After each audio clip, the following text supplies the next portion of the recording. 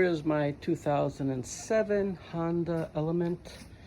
As you probably aware, sometimes the ABS sensor does not come out, it breaks off.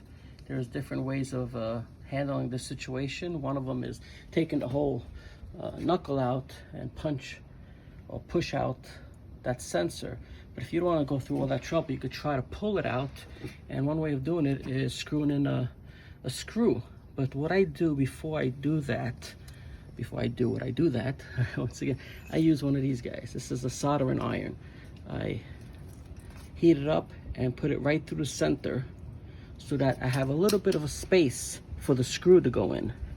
And the screw that I used, I tried one of these sheetrock screws, but you see how it bends? And they can snap.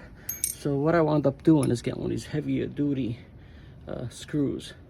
Now make sure it's not, diameter is not bigger than the sensor itself, and don't go in deeper than you need to without touching the tone ring.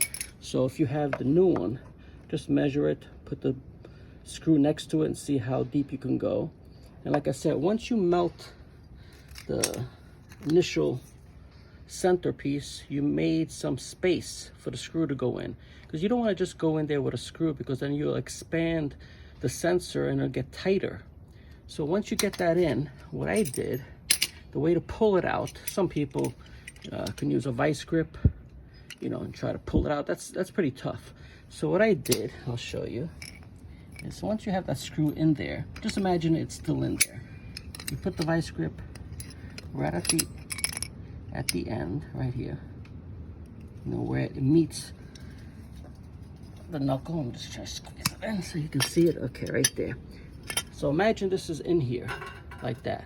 You keep that vice grip right there against the knuckle, and you get yourself one of these guys, and you can slide it underneath, right about here, and you can pry it up.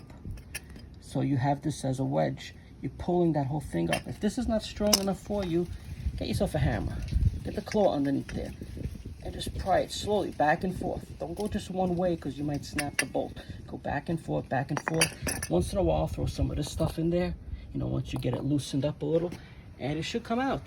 It takes a little time, a little patience, but it sure as hell is better than taking this whole thing apart, especially if you don't have the size to take off that axle nut.